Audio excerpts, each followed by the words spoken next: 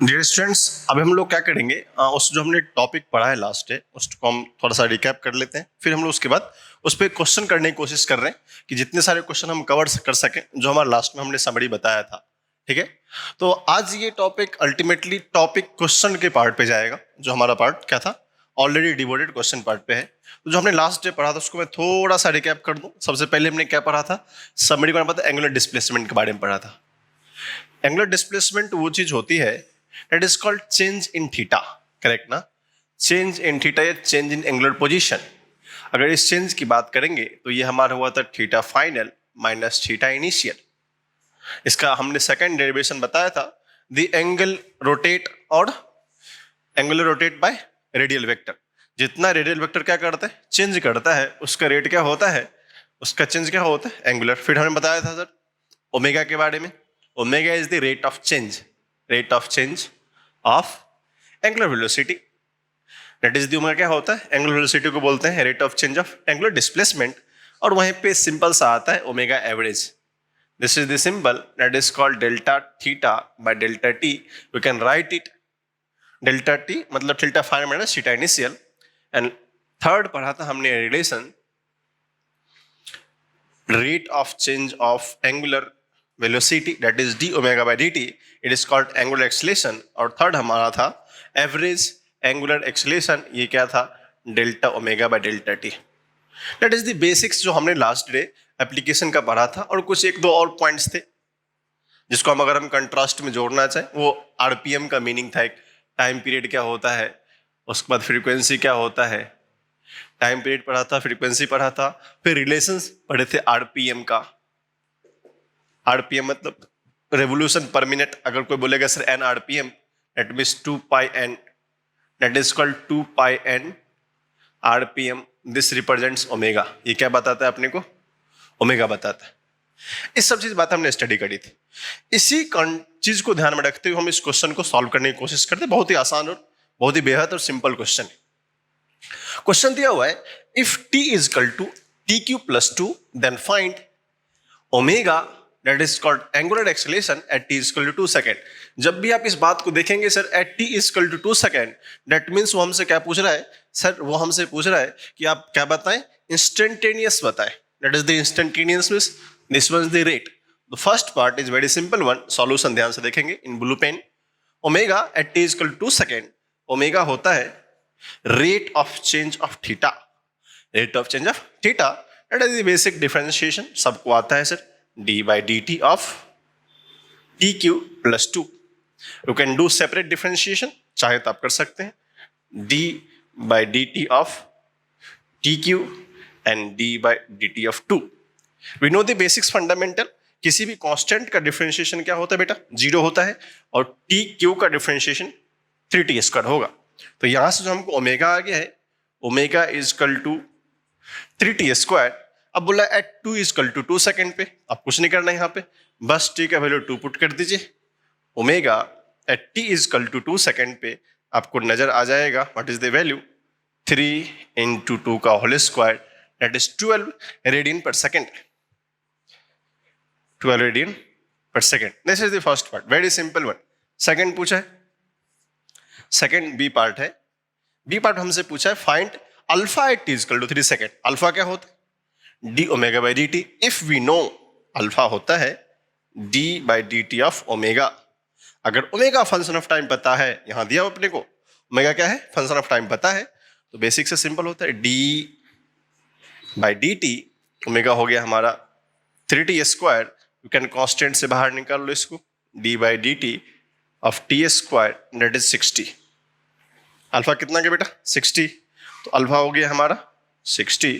अब पूछा कहाँ है, t is equal to 3 second, very good, t is equal to 3 second, मतलब t is equal to 3 second पे तो put the value of t is equal to 3। जब आप यहाँ से आप t का वैल्यू 3 पुट करेंगे तो आप मिल जाएगा alpha is equal to 6 into 3 that is called 80 radian per second square. That simple one. First reason when got the first and second. Third पूछा है average, this is the sign of average. ये क्या होता है, sign of average होता है। हमसे पूछा है find average acceleration in first two 2 second. Wonderful. तो थर्ड पॉइंट की ओर देखते हैं, सी पार्ट। सर हमसे एवरेज एक्सेलरेशन पूछा है, तो एवरेज क्या होता है, change in displacement, average acceleration, that is called theta final minus theta initial and time final minus time initial. First 2 second का मतलब आप याद रखेंगे, इनिशियल टाइम यहां पे 0 होता है.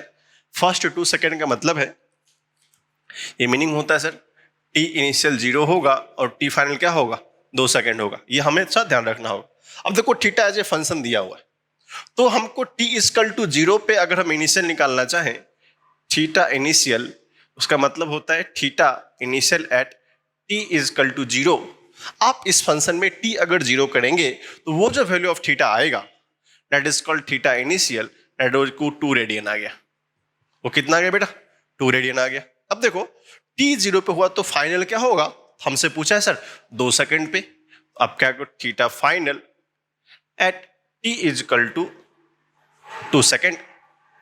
Theta final at T is equal to 2 second, that means theta final का फंक्शन दिया हुआ है टी क्यू प्लस 2, तो वैल्यू करेंगे 2 का क्यू प्लस 2, 2 का क्यू 8 होता है, बेसिक्स एप्लीकेशन है, that is 10 radian.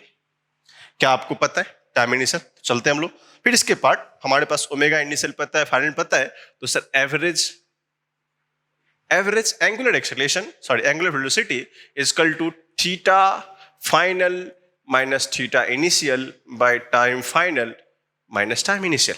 Wonderful sir. Time final minus time initial, तो थीटा फाइनल कितना है, दैट इज 10, थीटा इनिशियल कितना है 2, टाइम फाइनल कितना है 2, इनिशियल कितना है 0, 8 by 2, that is average is 4 radian per second, that is third part. जो हमने थर्ड पार्ट देखा ना, C is 4 radian per second. And last one is, last पूछा हमसे angular average angular acceleration. D part is average angular acceleration, जो आपको यहां दिख रहा है, वो क्या होता है, average angular acceleration is equal to delta omega by delta T. कहने का मतलब है ये omega final minus of omega initial by time of final by time of initial. That's all. अब टाइम फाइनल क्या है, इसने बोला 3 second is the final time, initial second 1 second, वो तो हमको रिक्वायर्ड ही नहीं. हमको यहां से रिक्वायर्ड है सॉल्व करने के लिए ओमेगा का फंक्शन. क्या रिक्वायर्ड अपने को, ओमेगा का फंक्शन रिक्वायर्ड है. अब ओमेगा का फंक्शन कहां से लाए sir, we get the omega का फंक्शन किधर मिला अपने को, या दिस इज दी ओमेगा का फंक्शन, क्योंकि omega is equal to 3t square given. यहां से अपने को ओमेगा का फंक्शन मिल गया, omega is equal to 3t square. अब ओमेगा इनिशियल क्या होगा, तो ध्यान दें टाइम इनिशियल 1 है, at t is equal to 1 second omega becomes omega initial. जब t is equal to 1 second होगा, क्योंकि वो टाइम इनिशियल है, तो उसका वैल्यू जो उस करस्पॉन्डिंग आएगा वो क्या हो जाएगा, ओमेगा इनिशियल. वो कितना होगा, 3 इंटू 1 का square, that is called 3 radian per second, that is called omega initial. Similarly अगर आप at t is equal to 3 second की बात करें, किसकी बात करेंगे, 3 सेकेंड की, ओमेगा ये हमारा 3 सेकेंड पे क्या हो जाएगा, ओमेगा फाइनल. Very wonderful. तो 3 इंटू 3 का square, 9 into 3 27 radian per second. You know everything value, now you got the value. तो क्या कर सकते हैं आप, तो लिख लो average alpha. Average alpha means omega final that is 27, omega initial that is 3, and what is time final 3, what is time initial 1. तो got the value, क्या होगा बेटा, 27 माइनस 3 that is 24 by 2. इसका मतलब ये हो जाएगा 12 radian per second square. This is the answer. हमको इस तरह के क्वेश्चन से फंडामेंटली कैसे कैसे अप्लाई करना है, इसका एप्लीकेशन हमें अच्छे से क्लियर हो गया यहां तक. ओके या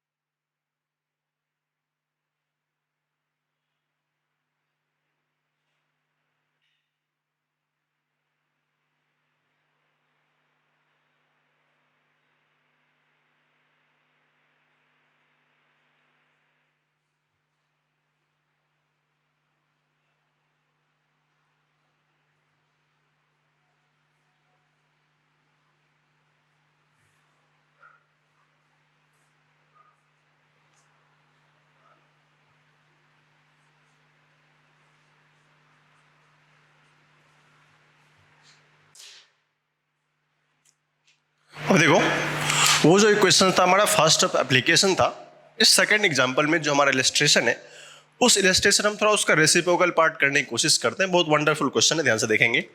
find the angle covered by particle in first 4 second. अब ये बात जब भी पढ़ें क्वेश्चन फर्स्ट 4 सेकंड, तो एक बात आपको यहाँ से अननोन होनी चाहिए कि time initial and time final का बाउंडेड कर दिया है। तो मैं यहीं से आपको क्लियर कर देता हूँ, अगर आप फर्स्ट 4 सेकंड का सोच रहे हैं तो टाइम इनिशियल t 0 होता है and time final that is 4 second होता है।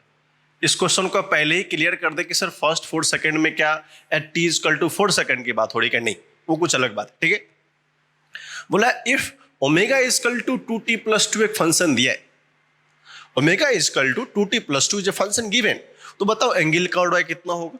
वी नो द रिलेशन, अभी जो हमने रिलेशन देखा, इफ अगर ओमेगा फंक्शन ऑफ टाइम दिया हुआ है, if omega function of time दिया हुआ है 2t plus 2, omega is the given function of time 2t plus 2, then we know that, हमको क्या पता है यहां से, we know that the relation. अब रिलेशन क्या क्या पता है, from the circular point of view जो हमने लास्ट में पढ़ा था, we know that the rate of change, the rate of change of angle or angle cover that is called angular displacement is equal to omega। क्या हमने पढ़ी थी? तो क्या यहां से जो डिफरेंशिएशन का रेसिप्रोकल फॉर्म होता है, तो क्या हम यहां से delta theta is equal to omega dt लिख सकते हैं? Yes sir. जब भी इस तरह का क्वेश्चन होता है तो omega is the function of time, we apply the integration, this is the sign of integration. तो जब हम इंटीग्रेशन अप्लाई करते हैं तो ये डी थीटा दैट इज, तो हमको वही तो ढूंढना है कितना एंगल कवर्ड करेगा। इफ अगर ओमेगा दिया होगा, omega is the function that is 2t plus 2 dt, और टाइम लिमिट की बाउंड्री दी है कि सर फर्स्ट 4 सेकंड में, इसका मतलब है कि सर 0 से 4 सेकंड ये जाते जाते ये पार्टिकल कितना डिस्टेंस ट्रेवल करेगा। तो मान लेते हैं इनिशियली कुछ थीटा नहीं होगा, फाइनली कुछ थीटा हो जाएगा। तो that's called theta minus 0 at the separate integration. आप चाहे तो इसको सेपरेट कर सकते हैं, नहीं तो आराम से दें till 2t dt plus 2 dt, limit 0 से 4, लिमिट 0 से 4। ठीक है, इसको अगर वन वे और लिखना चाहें तो कांस्टेंट को हम बाहर निकालते हैं, इंटीग्रेशन का रूल होता है। अगर जिनको नहीं आता है उनको इंटीग्रेशन का थोड़ा सा फॉर्म है, आप याद रखेंगे, बहुत ही सिंपल फॉर्म होता है। अगर आपको नहीं पता है तो ध्यान रखेंगे, इफ कोई फंक्शन दिया हुआ है x to the power n dx, x to the power n dx दिया होता है तो उसका इंटीग्रेशन होता है, आपको पता है, x to the power n plus 1 by n plus 1। Math में यहाँ पर एक प्लस सी होता है, उसको हम बोलते हैं इंडिफिनिट इंटीग्रेशन, x प्लस सी होता है, बट हम उसको यहाँ से लिमिट से हटा देंगे। लिमिट का एप्लीकेशन अभी हम बताएंगे क्या होता है, करेक्ट है। तो 2 हमने बाहर किया और क्या बचे के t dt, लिमिट 0 से 4 प्लस 2 बाहर करेंगे और dt 0 से 4। और आप एक बात और याद रखेंगे, किसी भी कांस्टेंट का डिफरेंशिएशन, अगर यहाँ पे a लिख दूं मैं, a dt है, इसका इंटीग्रेशन at प्लस c हो जाएगा। अगर यहाँ पे a का वैल्यू 1 होगा, अगर इफ a का वैल्यू यहाँ पे 1 हो जाए तो रिजल्ट क्या हो जाएगा, t प्लस c। तो बात याद रखेंगे, dt का इंटीग्रेशन सिर्फ t होता है या dx का x होता है। तो इसको हम आगे बढ़ाते हैं। सो थीटा जो वैल्यू हमारा आया, थीटा इज इक्वल टू 2 बाहर किया, ये पावर 1 है, 2 t to the power 1 plus 1 by 1 plus 1 from the rule. अगर n का पावर 1 है तो 1 प्लस 1 डिवाइडेड बाय 0 से 4 प्लस 2 बाहर कर लो यहाँ से, 2 is going outside, dt is called d integration 0 से 4। That is the point. और सिंपल होता है, अगर आप इस 2 को इस 2 से कैंसिल कर सकते हैं, वेरी गुड। फिर क्या होगा, ये हो जाएगा t स्क्वायर लिमिट 0 से 4 प्लस 2t लिमिट 0 से 4। सबसे पहले हम अपर लिमिट पुट करते हैं, 4 का स्क्वायर माइनस 0 का स्क्वायर, 2 इंटू 4 माइनस 2 इंटू 0, ये टर्म कैंसिल, ये टर्म कैंसिल, क्योंकि 2 इंटू 0 क्या होता है बेटा, 0 ही होता है। ये 0 हो जाए, कितने बचे, 4 का square 16 plus 8, 16 plus 8 is called 24, 24 radian, that is called radian is the answer you can write in।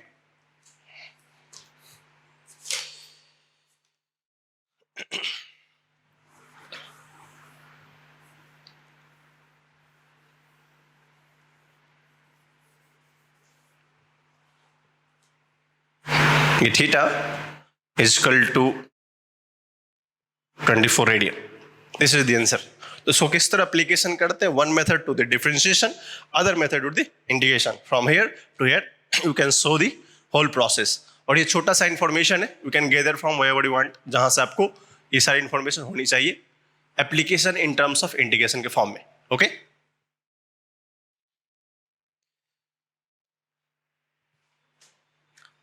अब देखिए, इस इलस्ट्रेशन के बाद हम लोग एक नया सा इलस्ट्रेशन का फॉर्म क्रिएट करते हैं, जो इस एग्जाम में थोड़ा हमको नया सा एप्लीकेशन दिखेगा। क्वेश्चन दिया हुआ है, if omega is equal to theta square plus 5 then find angular acceleration at theta is equal to 2। Sir अभी तक जो इलस्ट्रेशन का पार्ट था उसमें एक नया सा कुछ कंस्ट्रक्टिव पॉइंट हमारे नजर में आया कि सर अगर हमको दिया हुआ है omega, omega as a function of theta, मतलब omega is equal to theta square plus 5, theta square plus 5, तो how can you create the relation of alpha. अब अल्फा पूछा हमसे, तो एक रिलेशन को ये पता है, अगर आपको पता होगा, alpha is all about D omega by D T. Alpha क्या होता है? D omega by D T. अगर इसको हम लिखना चाहें तो एक और फॉर्म होता है, अगर इसको लिखना आप ऐसे भी लिख सकते, इसको d to theta by D t square. आपको सेकेंड डेरिवेटिव ऑफ थीटा, क्योंकि first derivative of theta is called omega and second derivative of theta is called alpha. अगर उस टर्म को हम एक्सप्लेन करना चाहें तो एक नया टर्म होता है, जिस तरह आपको मैं पहले बताऊंगा, omega d omega by d theta. ये भी एक्सप्रेशन होता है। इसको समझने के लिए हम दूर नहीं जाएंगे, मैकेनिक्स का हेल्प लेते हैं। जो मैकेनिक्स आपको बताया गया था, आपको पता होगा sir acceleration is equal to होता है d v by D t. लेकिन v को अगर हम dx बाई डी टी लिखें, v को अगर हम dx बाई डी टी लिखें, तो हम यहां से dx बाई डी टी को कुछ ऐसा लिख सकते हैं क्या? That is called dx into dx by D T. क्योंकि ये dx बाई डी टी जो टर्म में कंट्रीब्यूट होता है, तो यहां से हम लोग कॉमन निकाल सकते हैं dx by D t called velocity. ये टर्म क्या हो जाएगा? This term is called velocity, तो ये होता है velocity d v by d x. ये टर्म आपने मैकेनिक्स में सुना होगा। एक रिलेशन होता है एक्सीलरेशन का, v d v by d x. Similar relation हम लोग यहां पे क्रिएट करते हैं इस क्वेश्चन के लिए भी, क्योंकि जब भी ओमेगा फंक्शन ऑफ डिस्प्लेसमेंट है, कौन सा? एंगुलर डिस्प्लेसमेंट है, तो सर उस वाले केस में कुछ इस तरह रिलेशंस क्रिएट करने पड़ेंगे कि जिस रिलेशन से हम उसको फाइंड कर सकते हैं। क्योंकि यहां पर न ये टाइम का फंक्शन दिया है, न थीटा का सेपरेट फंक्शन दिया है। तो जिस मेथड को हमने यहाँ v d v by d x रखा था, हम लोग इसको ऐसे भी कर सकते हैं। कोई देखना चाहे तो यहाँ से अल्फा इज इक्वल टू होता है D omega by D T. Yes sir, अगर इसको मैं लिखना चाहूँ तो क्या लिख सकता हूँ? D omega by d theta. अगर आप ऊपर डी थीटा से मल्टीप्लाई कर दिया, अभी क्या हो जाएगा? D T. ये बात आप समझ गए, इसको मैं हटा देता हूँ। ठीक है, ऐसे लिख सकते हैं इसको। तो ये जो हमारा D theta by D T that is itself A omega. ये क्या होता है? खुद ब खुद ओमेगा होता है सर। तो सर ये हो जाएगा omega d omega by d theta.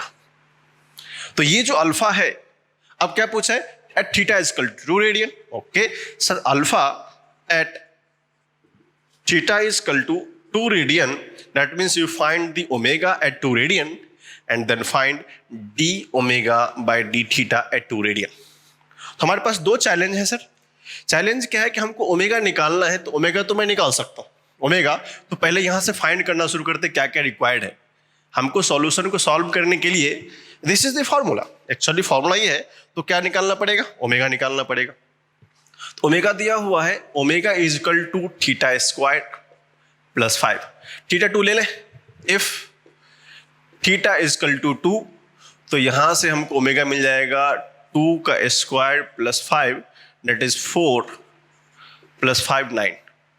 तो क्या हमको ओमेगा मिल गया? अब क्या पूछा sir? D omega by d theta. आप इसको डिफरेंशिएट कर दो, तो क्या हो जाएगा? D omega by d theta that is D by d theta of theta square plus 5। तो थीटा स्क्वायर का डिफरेंशिएशन 2 थीटा, आपको पता ही है ये कितना हो जाएगा। और कांस्टेंट का डिफरेंशिएशन क्या होता है? 0।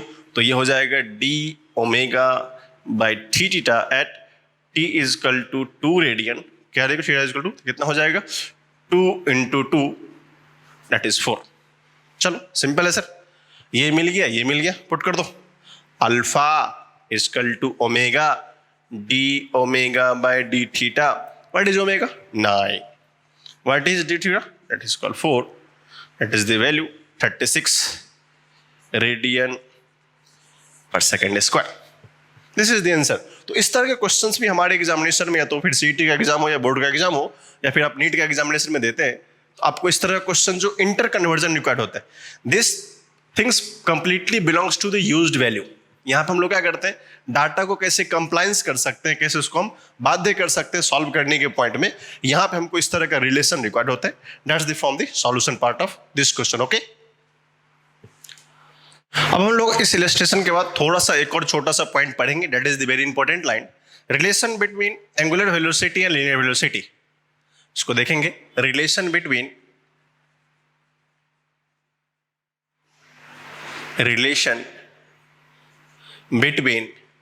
angular velocity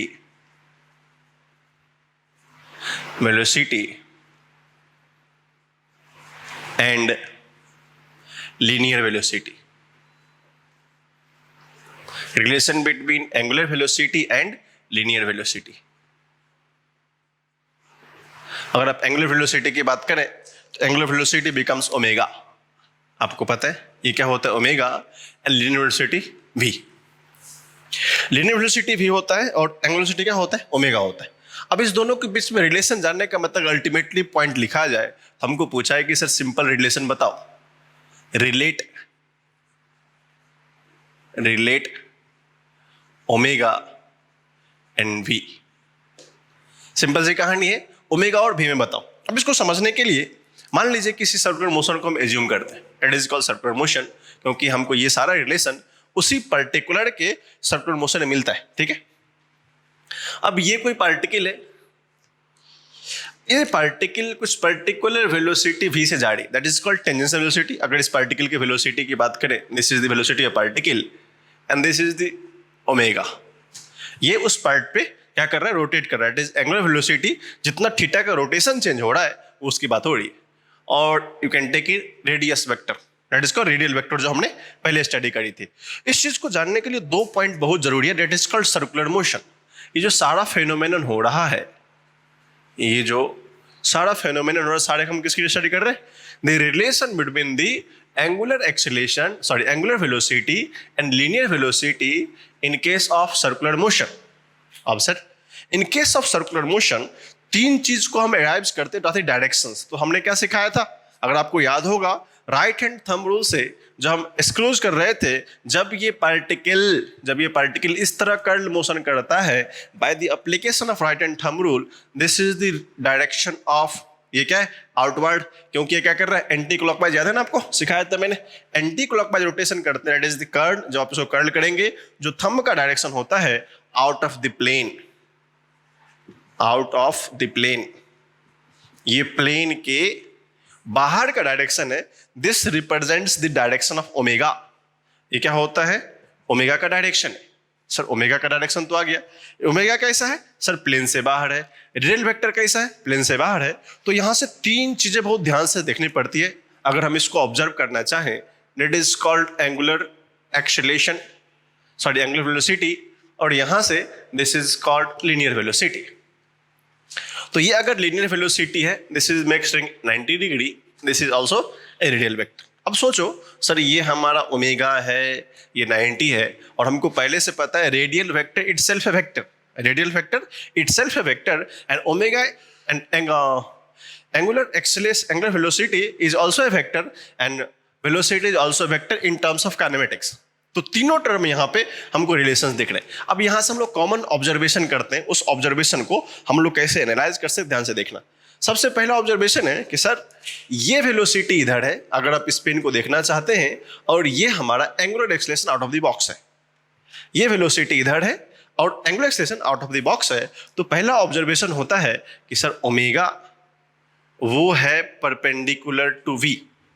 omega is perpendicular to v, where you can see that v is perpendicular to omega. दोनों हम वेक्टर में काउंट कर लेते हैं, या तो v परपेंडिकुलर टू ओमेगा है या ओमेगा परपेंडिकुलर टू v है. फिर दूसरी कहानी आती है, सर ओमेगा तो अगर हम रेडियस वेक्टर को ये मानते हैं, ये हमारा रेडियस वेक्टर है और ये ओमेगा है, तो दोनों इस प्लेन में है. तो सर रेडियस वेक्टर में क्या होता है, radius vector also perpendicular component to omega. ये सब ऑब्जर्वेशन है।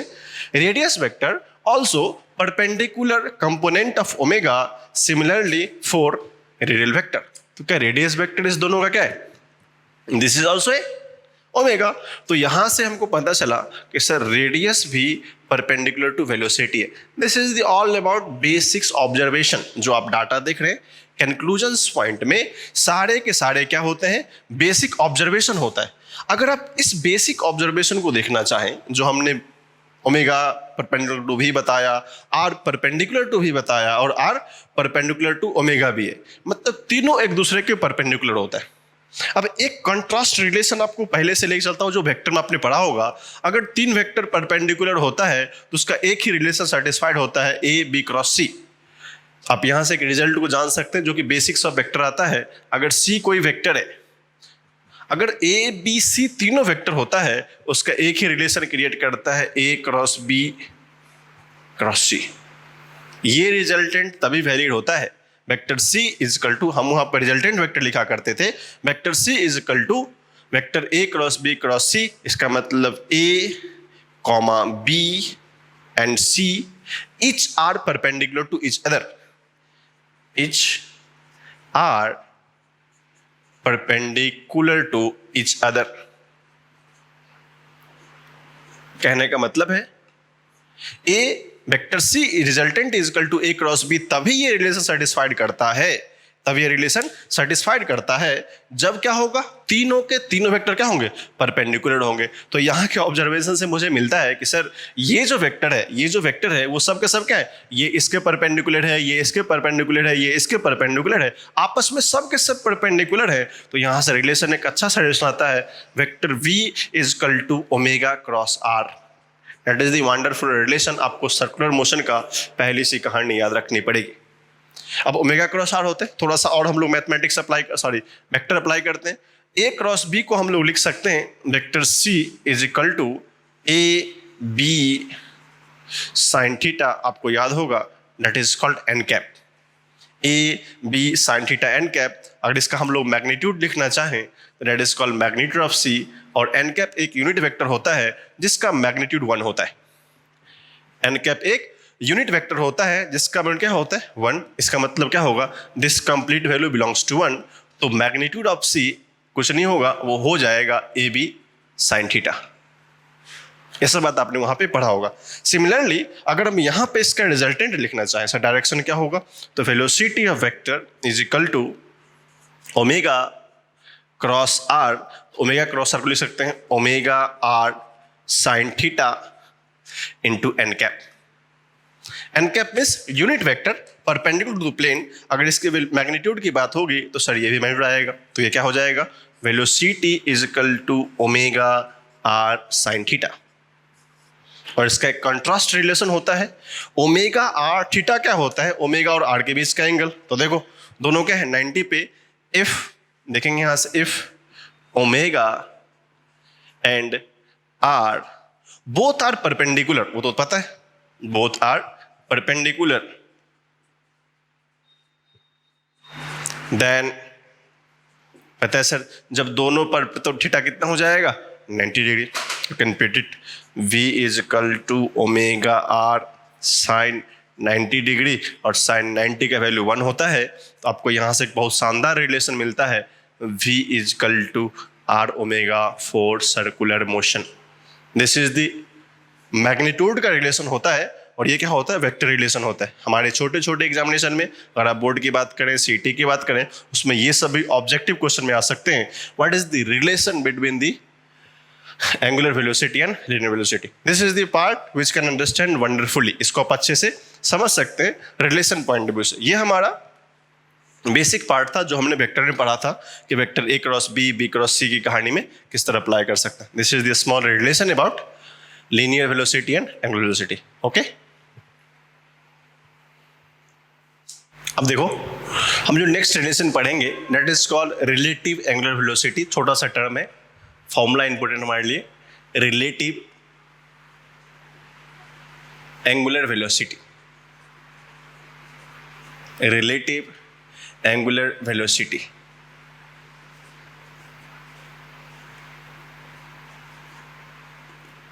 अगर आप उस टर्म को थोड़ा सा रिप्लेस करना चाहते हैं पीछे वाले टर्म से, आपने पढ़ा होगा what is called relative velocity, वहां पर हम थोड़ा सा मैं डिस्कस करेंगे, that is represented as omega of A B. इसको बोलता हूं relative angular velocity of A with respect to B. इसको रीड कर सकते हैं omega A v angular velocity of A with respect to B. आपने जिस तरह रिलेटिव वेलोसिटी पढ़ा था ना, angular velocity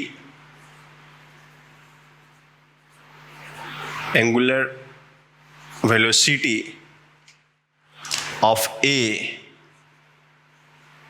with respect to B. यहां पे B is the observer. B क्या होता है? ऑब्जर्वर होता है। B represents to B observer, जिसके रिस्पेक्ट में हम डिस्कस करते हैं बी क्या होता है? ऑब्जर्वर। अब इसको समझने का सिंपल सा फंडा होता है, जिस तरह मैं वहां की रिलेटिव वेलोसिटी की बात करता हूं, तो velocity of A with respect to B थोड़ा सा जान लेते हैं।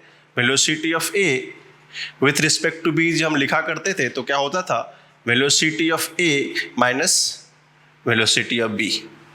It depends on three circumstance. अगर उसकी बात करें, अगर दोनों सेम ही डायरेक्शन में जा रहा होता है, अगर दोनों सेम ही डायरेक्शन में जा रहा होता है, वी ए भी इधर जा रहा होता है और वी बी भी इधर जा रहा होता है, हमने सिखाया था अगर मान लो ये पर्सन फर्स्ट है, ये this is one the first person A, this is the B. अगर दोनों सेम डायरेक्शन में जा रहा है तो जो भी कोई ऑब्जर्वर होगा, अगर मैं बी को ऑब्जर्वर बनाता हूं, उसको क्या लगेगा? Sir velocity of A with respect to B is negative. Velocity of A with respect to B is equal to velocity of A minus velocity of B. लेकिन अगर दोनों का डायरेक्शन अपोजिट कर दें, you can write in other manner also. कोई बोलेगा sir ऐसा नहीं लिख सकते, velocity of B with respect to S, you can write whatever you want, this is the simple formula. तो क्या लिखना पड़ेगा? Velocity of B minus velocity of A. अगर ये इस सर्कमस्टांस में है तो हमने क्या करी? ऑब्जर्वर बदल दिया। यहाँ पे जो रेड पेन में दिख रहा है दैट इज द ऑब्जर्वर, तो यहाँ आपको जो ब्लैक पेन में दिख रहा है दैट इज द ऑब्जर्वर। तो ऑब्जर्वर बदलने के साथ साथ इसका पैरामेट्रिकल साइंस भी बदल जाता है। उसी तरह अगर कोई बोलेगा सर, अगर हम ऐसा मानते हैं कि सर वेलोसिटी ऑफ ए इधर जा रहा है और वेलोसिटी ऑफ बी इधर जा रहा है, अगर ये कोई पर्सन है बी, अगर कोई पर्सन ए है, इस दोनों का रिलेटिव वेलोसिटी कैसे काउंट होता है? तो relative velocity in that case velocity of A with respect to B, ये निगेटिव नहीं प्लस हो जाता है। आप बोलेंगे कैसे प्लस होता है? तो दिस इज द, अगर इस साइड जाने वाले को हम अगर प्लस लेते हैं, अगर इस साइड जाने वाले क्वांटिटी को हम प्लस लेते हैं तो क्या अपोजिट साइड क्या माइनस लेंगे? तो v A minus of minus v B, तो ये अल्टीमेटली क्या हो जाता है? Velocity of A plus velocity of B vector. Similarly, you can change the scenario of observer, or you can take velocity of b with respect to a, the velocity of b plus velocity of a. दोनों sense में क्या होगा? Same ही होगा, observer के condition पे depend करता है। ये बातें हमने वहां पढ़ी थी जहां हमने रेट ऑफ पोजीशन पढ़ा था। इसको थोड़ा सा और एक लाइन पीछे लेके जाएं तो उसको बोलते हैं रेट ऑफ पोजीशन। हमने बोलता है चेंज इन डिस्प्लेसमेंट की बात आई थी, पोजीशन वेक्टर की। तो आपको यहां से लिख सकते हैं position vector of A with respect to B, इसको लिखते हैं position vector of A minus position vector of B. And similarly for position vector of B with respect to A. ये सब बातें मैं बता रहा हूँ कि आपको बेसिक्स याद रहे कि सर रिलेटिव एंगुलर वेलोसिटी की तरह किस तरह ऑब्जर्व करेंगे, जिस तरह हमारा क्या था? रिलेटिव मोशन पढ़ा था हमने, रिलेटिव वेलोसिटी पढ़ा था ना। Velocity of A with respect to B कैसे लिखा जाता है? अगर दोनों सेम डायरेक्शन में होता है तो सर प्लस होता है, सॉरी अब माइनस होता है बीच में। अगर दोनों अपोजिट होता है तो क्या होता है? प्लस हो जाता है। तो velocity of B with respect to B minus velocity of B minus velocity of A, that is the relative position. Okay, so इस सब बातों को समझने के बाद मुझे इसके एंगुलर पोजीशन को जानना पड़ेगा। सिंपल सा कहानी होता है, उसको पहले देखते हैं। हम लोग जो हम डिस्कस कर रहे थे सर रिलेटिव एंगुलर वेलोसिटी, अगर हम मानते relative angular velocity,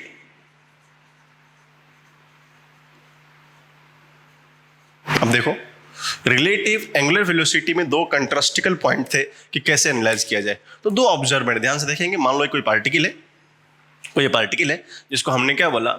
omega of A with respect to B. तो किसका लिखा ऑब्जर्वर कौन है, तो ऑब्जर्वर यहां पे होगा, दैट इज कॉल्ड ए, और ये क्या है, बी ऑब्जर्वर है। अगर ये कोई पार्टिकल सर्कुलर मोशन में कुछ इस तरह के वेलोसिटी से चल रहा है, बस में ध्यान देना पे, इस तरह के वेलोसिटी से चल रहा है, आपको पता होगा अगर ये फिक्स्ड पॉइंट होगा तो कुछ इस तरह का सर्कुलर पाथ है कवर करेगा, that is the path of the circle. तो अगर यहाँ कोई ऑब्जर्वर ओमेगा ऑब्जर्व कर रहा है, पहले पार्टिकल यहाँ पे था फिर यहाँ पे था, ये ऑब्जर्वर इसके पोजिशन में चेंज देख रहा है। इनिशियली ये पार्टिकल यहाँ पे था और फाइनली यहाँ पहुँच गया, दैट इज द चेंज। तो वहाँ से हम डिफाइन करते हैं angular velocity of A with respect to B is equal to velocity of the component, कौन सा component, perpendicular component divided by distance between A and B. In generally ये हमारा सर्कुलर पाथ होता है तो हम लोग इसको रेडियस ले लेते हैं, लेकिन द परपेंडिकुलर कंपोनेंट किसका, इससे जो परपेंडिकुलर कंपोनेंट होगा डिवाइडेड बाय ए बी और B A, the distance between them. अगर हमको यहाँ से एंगुलर वेलोसिटी का रिलेटिव भी परपेंडिकुलर कंपोनेंट बाय आर आता है, तो उसको हम लोग थोड़ा सा और इलस्ट्रेशन में कैसे ला सकते हैं। लॉजिकली जिस डिस्टेंस से काउंट हो रहा है, जिस डिस्टेंस से वो काउंट हो रहा है, this is the perpendicular component. ये क्या है हमारा, this is the perpendicular component. अगर वो कंपोनेंट किसी और से इसमें होगा तो हमको एवरेज के फॉर्म में निकालने के लिए, हमको एंगुलर एक्सीलरेशन का रिलेटिव निकालने के लिए omega A B is equal to perpendicular component of velocity, that is called perpendicular component of velocity, and this is the distance between two of them, the distance between them, that is the point। और हमको मान सकते हैं r is the distance between them। कोई बोलेगा sir scenario अगर बदल जाए, जो मान लो यही पॉइंट हमारा b है और ये पॉइंट हमारा कोई वेलोसिटी है जा रहा है, वेलोसिटी मान लेते हैं उसका हम लोग b मान लेते हैं, तो क्या होगा, अगर ये थीटा है और ये a है, ये फिर से ओमेगा से ऑब्जर्व कर रहे हैं और ये कुछ इस तरह के वेलोसिटी से जा रहा होगा, हमको कुछ रिक्वायर्ड नहीं है। अब कैसा हो सकता है, you can take any of them. इसको दो कंपोनेंट ध्यान रखना है, दो कंपोनेंट इसके कर लेंगे। सबसे पहले वो क्या होगा हमारा v sin theta, this is the component v sin theta divided by v cos theta. अगर इसके बीच का डिस्टेंस r दिया हुआ है, बीच का डिस्टेंस r दिया हुआ है, तो हम साधारण से सबसे पहले क्या ढूंढा है, परपेंडिकुलर कंपोनेंट ढूंढो। क्या ढूंढा अपने को, सर हमने परपेंडिकुलर कंपोनेंट ढूंढा दिस डिस्टेंस, तो यहां से आप बोल सकते हैं sir angular relative velocity, relative angular velocity is equal to perpendicular component by distance A B. जो लिखना चाहे आप देख लो। What is the perpendicular component, v sin theta, ये हमारा हो जाएगा v sin theta by r, this one. एक और केस यहाँ पे रह, इस सारे केस सब है, इससे सारे क्या हो सकते हैं, केस हो सकता है। एक और केस रह होगा, सर अगर ये कुछ पार्टिकल ऐसे आने लगे, रीजन इसको मान लीजिए आप बी, इसको बी, और इस तरह का सर्कुलर पाथ फॉलो करेगा, करेक्ट ना। अगर ऐसे आने लगे तो इस तरह ये वेलोसिटी, तो इसको दो कंपोनेंट होंगे फिर से। अगर आप इसको थीटा लेते हैं, लेट अस अज्यूम, टेंशन मत लीजिएगा आप, तो क्या होगा ये v sin थीटा, ये क्या होगा हमारा v cos थीटा। अगर यहाँ से यहाँ का डिस्टेंस r दिया हुआ है, you can take whatever distance given, तो यहाँ से आपको लिखने में कोई प्रॉब्लम होनी नहीं चाहिए। तो angular acceleration, sorry angular relative velocity is equal to v perpendicular by A B, उसको हम डिस्टेंस बोल सकते हैं। v परपेंडिकुलर कितना दिया बेटा, v sin theta by r। इन सब केस में हमको एक ही बात ध्यान रखना है कि सर इसका एप्लीकेशन कैसे होता है। It is simple one. तो आपको ये बात याद रखनी है, एवरेज के फॉर्म में अगर हमको इसको एंगुलर रिलेटिव भी पूछा जाए, तो जिस तरह वहाँ वेलोसिटी का फॉर्म हुआ करता था va माइनस वी, उसी तरह यहाँ पे एवरेज को सॉल्व करने के साथ साथ जो रिलेटिव एंगुलर वेलोसिटी होता है वो इस फॉर्मूला से काम होता है। सिंपल एक ही फॉर्मूला होता है। आपको इस तरह का डायग्राम दिखेगा, इस तरह का डायग्राम दिखेंगे, वहाँ पे आप सिंपल क्या करेंगे, कंपोनेंट ड्रॉ करेंगे, जो उसका परपेंडिकुलर कंपोनेंट होगा इस मैच ऑफ द पॉइंट। जैसे हमने ये भी sin थीटा लिया है, यहाँ पे भी sin थीटा लिया है, और यहाँ पे सिर्फ भी दिया होता तो हमने यहाँ क्या ले लिया, भी ले लिया। वो component divided by distance between point A and B, वो r दिया रहेगा, या whatever distance given you can take it. This is from the relative angular velocity. Okay, right it.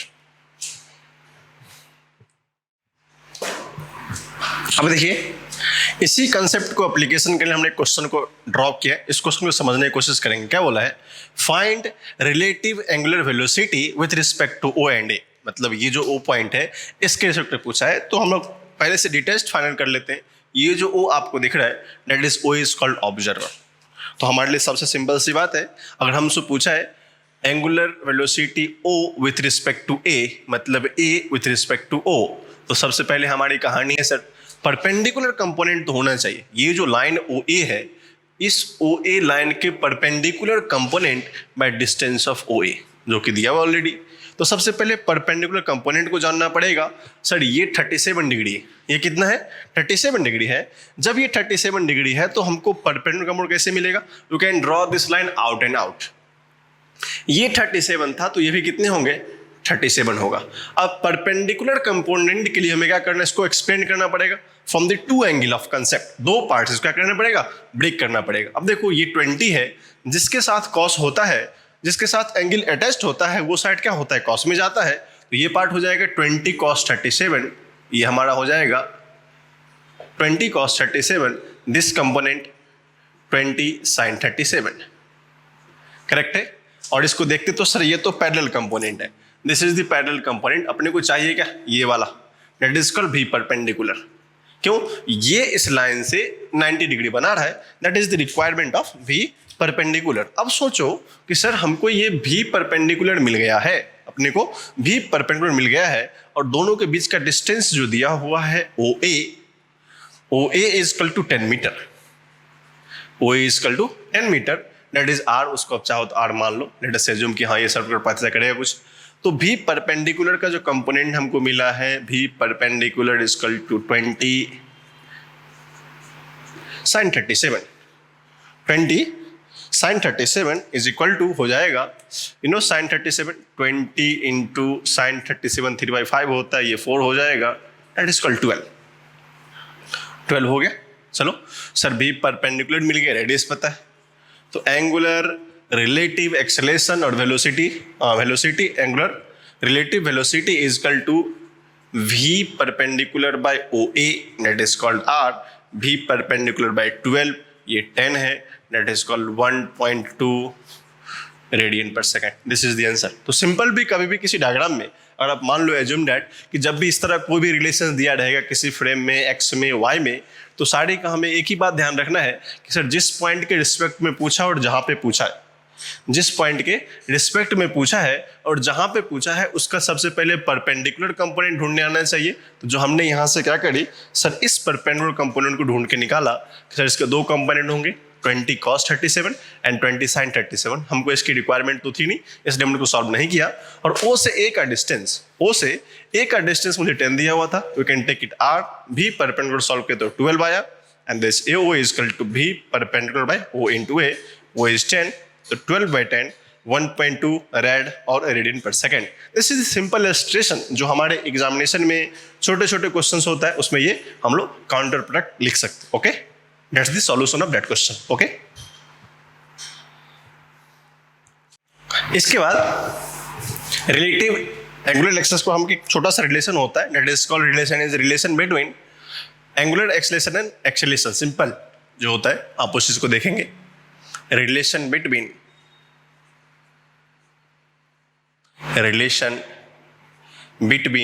A and alpha. A represents simple acceleration, alpha represents angular acceleration. अब इस दोनों में relation हमको जानना जरूरी है, क्या क्या होता है कंटेक्चुअल पॉइंट, उस पर कंसंट्रेट करेंगे। डेरिवेशंस पॉइंट होता है वी नो डैट, हमको पता क्या होता है, वी नो डैट, क्या पता है देखो। अभी रिलेशन देखा, relation between V and R, relation between V and omega, angular velocity and linear velocity में रिलेशन देखा था। क्या आया था रिलेशन, उस रिलेशन को कैसे हम लोग काउंटर आउट कर सकते हैं, that is the called relation V is equal to omega cross R। This is the relation. अब क्या होता है, इसी रिलेशन में हम लोग को थोड़ा सा क्या करेंगे, दोनों साइड डिफरेंशिएशन ले ले, we take differentiation both side. यहां पे ये भी वेरिएबल है, ये वेरिएबल है, उसको कंसंट्रेट करने की कोशिश करेंगे। Take DC represent differentiation coefficient, एक डिफरेंशिएशन बोथ साइड, एक डिफरेंशिएशन बोथ साइड होता क्या है सर, अगर डिफरेंशिएशन लेंगे तो कहने का मतलब होता है D by D T of velocity vector, D by D T of velocity vector and D by D T of omega cross R. This is the simple sum. अब देखो ओमेगा क्रॉस आर में दोनों का relations लिखना बहुत जरूरी है, omega cross are में दोनों का रिलेशन लिखना बहुत जरूरी है। ओमेगा क्रॉस आर में ये हमारा वेक्टर फॉर्म था। अब इसको हम क्या कर सकते हैं, तो डिफरेंशिएशन प्रोडक्ट फॉर्म होता है। उसके लिए मैं थोड़ा सा एक रिजल्ट लिख देता हूं, आपको याद होगा D by D T of अगर दो फंक्शन हो जाए u और v इनटू प्रोडक्ट फॉर्म, तो क्या करते हैं सर, पहले वाले को बाहर निकालते, दूसरे वाले को डिफरेंशिएट करते, फिर क्या करते हैं दूसरे वाले को बाहर निकालते, पहले वाले को डिफरेंशिएट करते हैं। This is the rule. इसको बोलते हैं product form of differentiation, product of differentiation. ये क्या होता है, प्रोडक्ट ऑफ डिफरेंशिएशन, इसको मान लेंगे आप प्रोडक्ट ऑफ डिफरेंशिएशन होता है।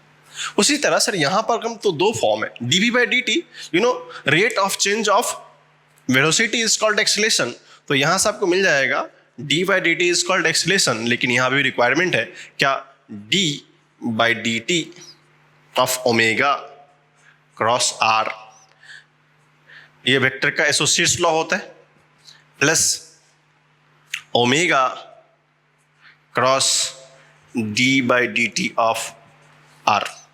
दोनों बात को ध्यान से समझेंगे। ओमेगा ये वेक्टर का एसोसिएट्स लॉ होता है, हम लोग कैसे बाहर करते उसको ध्यान से देखेंगे। अब देखो ओमेगा आ गया, तो सर ये जो टर्म होता है आपको पहले से पता होगा, मैं फिर से डाउन कर दूं, अल्फा जो होता है वो रेट ऑफ चेंज ऑफ क्या होता है, वो एंगुलर वेलोसिटी होता है। क्या ये अल्फा है, तो लिख सकते हो total acceleration alpha cross R, alpha is also velocity, alpha cross are that is called, और यहां पे से d R by D t rate of change of position is called velocity. ठीक है, क्या लिख सकते हो इसको, अभी उसको बाहर लिख लेते हम लोग, omega cross D R by D T. तो इसमें दो तरह के एक्सप्रेशन होते हैं, D R by D T को in generally rate of change of position के पॉइंट से, हम लोग D R by D T को rate of change of position के पॉइंट से हम यहां से लिख सकते हैं sir D R by D T is the velocity vector, क्योंकि रेट ऑफ चेंज ऑफ क्या वो पोजीशन ही है, वो एक rate of change of position है। तो यहां से हमको आ जाएगा acceleration is equal to alpha cross R plus omega cross V. This is called tangential acceleration. ये जो टर्म आपको दिख रहा है this is called tangential acceleration. Discuss करेंगे what is tangential acceleration, that is called tangential acceleration, this is called centripetal या radial acceleration. जो second वाला होता है इसको हम लोग क्या बोलते हैं, रेडियल या centripetal acceleration, that is called radial acceleration, या उसका दूसरा नाम क्या होता है, सेंट्रीपिटल एक्सीलरेशन, सेंट्रीपिटल एक्सीलरेशन। अब सर सेंट्रीपिटल एक्सीलरेशन क्या होता है, रेडियल एक्सीलरेशन क्या होता है, उस चीज को ब्रीफ डिस्क्राइब करना पड़ेगा रिलेशन से, कि सब सर्कुलर मोशन में जब भी हम लोग किसी भी सर्कुलर मोशन में दो तरह का एक्सीलरेशन होता है, एक होता है जो टेंजेंट के अलोंग होता है, दूसरा होता है जो टुवर्ड्स द सेंटर होता है। थोड़ा बहुत हमको आइडिया है उसके बारे में कि सर टेंजेंट के अलोंग का रेडियल कैसा होता है और टेंजेंट के परपेंडिकुलर कंपोनेंट कैसा होता है। इसको हम चाहें तो इस तरह भी लिख सकते हैं, I can write it for little manner, आगे हम डिस्कस करेंगे इस पे। A is equal to A T vector that is called A tangential vector plus A radial vector, that is the vector summation of the acceleration. तो A tangential क्या होता है, ए radial क्या होता है, थोड़ा सा और इसको डिस्क्रिप्टिव मैनर में देखेंगे डायग्राम के थ्रू, बट ये रिलेशन हमको यहां से अल्फा एंड ए में आने वाला है, क्योंकि this is the relation alpha and many more things. Okay, देखिए अभी जो हमने रिलेशन निकाला उसलिए थोड़ा सा और उस पर वर्क करते हैं, उसका डेरिवेशन को थोड़ा सा और पास लेके जाते हैं। हमने बताया कि सर ए जो नेट आया था वो alpha cross R, alpha cross R plus omega cross V, ये टर्म आया था। हमने कहा क्या sir, this term is called tangential acceleration and this term is called radial, हमने वहां पे लिख के रखा है, ठीक है। अब हमको टेंजेंशियल और रेडियल में किस तरह रिलेशंस निकालने आने चाहिए उस बात पे हम लोग थोड़ा देखते हैं। मान लो कि ये अगर सर्कुलर मोशन होता, अगर ये सर्कुलर मोशन होता तो उसमें दो तरीके की बातें होती कि हमको डायरेक्शन से निकालने के लिए अल्फा का डायरेक्शन और अल्फा और आर दोनों परपेंडिकुलर होता है, बिकॉज अल्फा का डायरेक्शन निकाला होता है ओमेगा डायरेक्शन से। ओमेगा क्रॉस बी या तो इनवर्ड होगा नहीं तो डाउनवर्ड होगा। अगर आप इस रेडियस वेक्टर को देखें, अगर इस पर्टिकुलर पॉइंट की बात करें, ये हमारा रेडियल वेक्टर है, ये हमारा रेडियल वेक्टर है और ये हमारा ओ है। This is the called velocity vector, जो कि इस पॉइंट पे ट्रेवलिंग कर रहा होता है। तो ओमेगा अगर इस पॉइंट पे इस तरह बाहर घूम रहा है तो ओमेगा जब कुछ कर्ल होता है दैट इज कॉल्ड रेट। तो रेट से बताता है अल्फा का डायरेक्शन यहाँ क्या होगा, out of the plane. Out of the plane होने का मतलब है ये प्लेन के परपेंडिकुलर होगा। तो सर जब प्लेन के परपेंडिकुलर होगा इसका मतलब क्या होता है, आउट ऑफ प्लेन। क्यों, अगर इसको आप कर्ल करेंगे ओमेगा के साथ क्या करेंगे, कर्ल करेंगे तो जो थंब का डायरेक्शन होगा जिधर ओमेगा जाएगी उधर क्या होगा, अल्फा भी जाएगा। तो यहां से ऑब्जर्वेशन होता है sir alpha is perpendicular to R, alpha is perpendicular to R. तो हमने जो नया एब्रिविएशन दिया था टेंजेंशियल एक्सीलरेशन, तो A tangential is equal to होता है अल्फा क्रॉस आर। वो क्या होता है, अल्फा क्रॉस आर होता है। आप इसको अगर मैग्नीट्यूड फॉर्म में लिखना चाहते हैं, A tangential is equal to alpha R sine theta और बाकी उसको 1 ले लेंगे। तो सर दोनों टेंजेंशियल क्या है, परपेंडिकुलर है, it means theta is equal to 90 degree. तो जो फर्स्ट रिलेशन आता है alpha tangential is equal to A ten of R, और इसको ऐसे भी लिख सकते हैं ए टेंजेंशियल बाय आर। दोनों रिलेशन पैरेलली चलता है। सिमिलरली जब हम बी क्रॉस आर की बात करते हैं तो सर सेकेंड इक्वेशन था ओमेगा क्रॉस बी। ओमेगा भी सर प्लेन के बाहर ही है, ओमेगा भी क्या है, प्लेन के बाहर ही है। तो सेकेंड कंपोनेंट में ओमेगा भी परपेंडिकुलर है किससे, भी से, क्योंकि दोनों तो एक दूसरे के 90 पे है। जब ओमेगा भी से परपेंडिकुलर है that means theta between both of them is 90 degree. अभी भी क्या होगा, दोनों के बीच का कितना होगा, 90 होगा। This terms is called radial acceleration, या उसको ए सेंट्रीपिटली बोलते हैं। 2-3 नाम हो सकता है, इसको हम लोग ए सेंट्रीपिटली बोल सकते हैं और इसको ए रेडियल भी बोल सकते हैं। वो क्या हो रहा है सर, ओमेगा क्रॉस वी। अगर आप इसका मैग्नीट्यूड जानना चाहते हैं तो सर ओमेगा क्रॉस वी का मैग्नीट्यूड होगा ओमेगा वी साइन थीटा। अगर दोनों के बीच का साइन थीटा क्या है, 90 डिग्री, तो सर ए रेडियल या ए सेंट्रीपिटल इज इक्वल टू होता है ओमेगा इंटू वी। ये तो यहां से है, लेकिन जो सर्कुलर इक्वेशन था वहां हमने रिलेशन क्या निकाला था, v is equal to are omega होता है।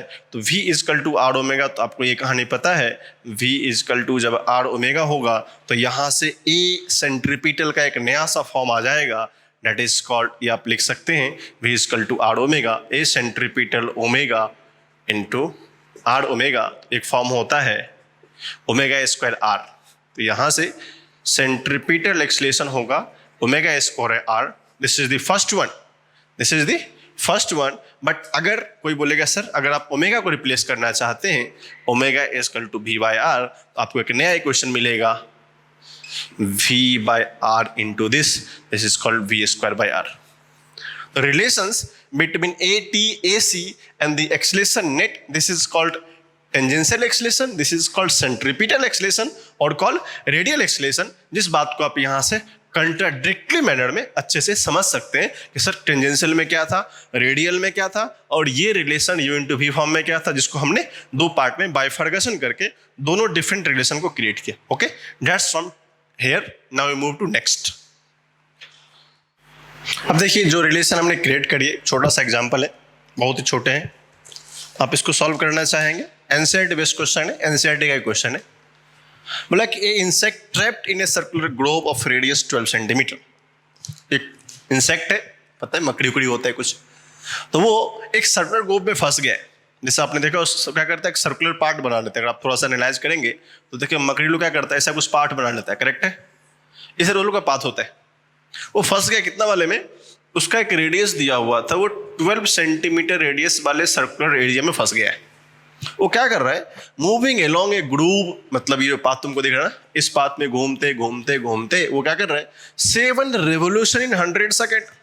सर 7 रेवोल्यूशन इन 100 सेकेंड, तो सबसे पहले पूछा भाई साहब ओमेगा बताओ एंड भी बताओ। ओमेगा मीन्स एंगुलर वेलोसिटी बताओ और भी मीन्स लीनियर वेलोसिटी बताओ।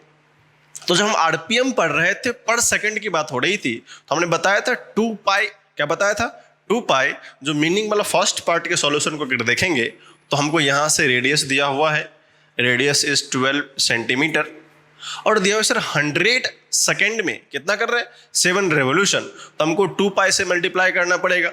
Omega represents as 2 pi N, याद है रेवोल्यूशन 2 पाई एन, एन कितना दिए बेटा 7 रेवोल्यूशन 100 सेकेंड, तो कितना हो जाएगा 2 pi into 7/100। Can got it, इसको लिख सकते हैं आप 50, आपको आ जाएगा 7 pi by 50 radian per second, क्योंकि वो सेकेंड की बात हुई है।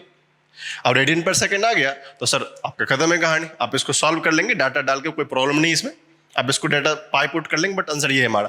तो ओमेगा कितना हो गया, omega you got 7 pi by 50 radian per second. ठीक है सर, तो अब हमारा पूछा है वी, तो उसी पार्ट में आपको पता है v is equal to are omega होता है, जो रिलेशन में अभी पढ़ा, v is equal to are omega.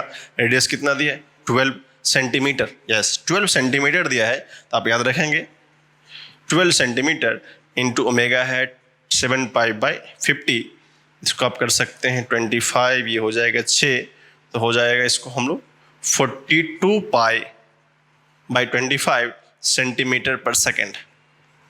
ऐसे रिजनेबल पॉइंट 25 बाई इसको चेक करेंगे 25 pi by 42 pi by 25 radian पर सेंटीमीटर पर सेकेंड, तो आपको यहाँ से वेलोसिटी मिल गया है, velocity is 25 pi, data out put करना, रफ कैलकुलेशन में आपको आ जाएगा 25 सेंटीमीटर पर सेकेंड, क्योंकि रेडियस किस में दिया था बेटा, वो सेंटीमीटर पर सेकेंड में दिया था।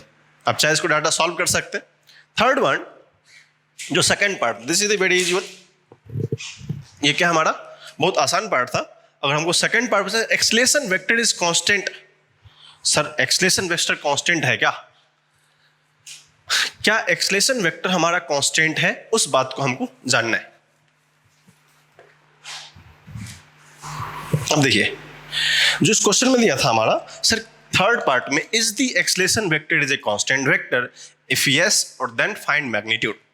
हमको दो बात यहां समझ में आई, सर इसके जो वेलोसिटी वो वेरिएबल नहीं है, वेलोसिटी जब भी कांस्टेंट होता है तो दो तरह का एक्सेलेरेशन हमने पढ़ा था, एक पढ़ा था टेंजेंशियल, दूसरा क्या होता है radial. Tangential acceleration rate of change of speed, अगर इसमें चेंज होगा उसमें क्या होगा, इसमें चेंज होगा। आपको अगर मैं बता रहा हूँ सेकेंड पार्ट से, अगर नेट एक्सेलरेशन की बात हो रही है तो ये हमारा था A tangential vector plus A radial vector, तो A tangential plus A radial में ये होता है रेट ऑफ चेंज, जो अगर आप उस कंटेंट्स को देखेंगे that is called rate of change of speed, rate of change in speed. अगर हम कांस्टेंट सर्कुलर मोशन की बात कर रहे थे, rate of change of speed, अगर हम कांस्टेंट सर्कुलर मोशन की बात कर रहे थे, देखो तो बेटा ये वेलोसिटी तो बदला ही नहीं, क्योंकि 42 पाई बाई 25 मीटर सेंटीमीटर पर सेकंड दिया हुआ है। सर ये जब rate of change of constant zero है, तो जब भी कोई चीज हटता नहीं है, जब भी कोई चीज हटता नहीं है तो हमको मानना पड़ता है सर डिफरेंशिएशन में कांस्टेंट का क्या हो जाता है जीरो। जब ए टी जीरो होगा तो जो नेट एक्सलेशन है वो क्या बचेगा, ए रेडियल के बराबर बचेगा। बोला सर क्या वो वेक्टर है, यस सर वो वेक्टर एक कांस्टेंट है, क्यों, ए रेडियल का जो वैल्यू होता है अगर आप उसका मैग्नीट्यूड देखें क्या होता है वो वी स्क्वायर बाई आर होता है। अगर आप इस इक्वेशन से करना चाहें और आप नहीं तो इससे करना चाहेंगे तो ओमेगा स्क्वायर आर होगा।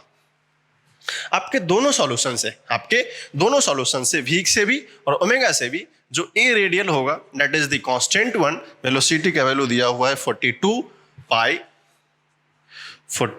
पाई बाई 25 का square by 1/12, you get the same answer. इसको लिख सकते हैं सेंटीमीटर पर सेकेंड स्क्वायर। अगर आप वहां से करना चाहेंगे ओमेगा वाले पार्ट से, आपको वहां से ही मिल जाएगा omega square what is omega 7 pi by 50 का square into 12, that is called centimeter per second square. They both are the same answer. जहाँ से आप इसको आप कलेक्ट कर सकते हैं. Yes sir, this is a constant vector. क्यों सर, ये वेरिएबल्स तो है नहीं, बाकी सब क्या है, कांस्टेंट है, जिसका वैल्यू कितना है. This is the solution part. आप इसको सॉल्व करेंगे तो शायद आपको आंसर मिल जाएगा, डेट इज 2.3. ये जो वैल्यू आ रहा है, ए रेडियल यहाँ से आ रहा है 2.3 centimetre per second square, and remaining is given there. Velocity is 5.3. Velocity 5.3 centimetre per second, and omega is 0.44 radian per second. सब वैल्यू चेक कर लेंगे आप लोग. 0.44 radian per second. This is the answer. Okay, तो आज that's from today point we will start the next assignment, next level of understanding of circular motion. अगर हम अगले दिन पढ़ेंगे तो सर्कुलर मोशन का और advance application in the different part of application. So thank you from today.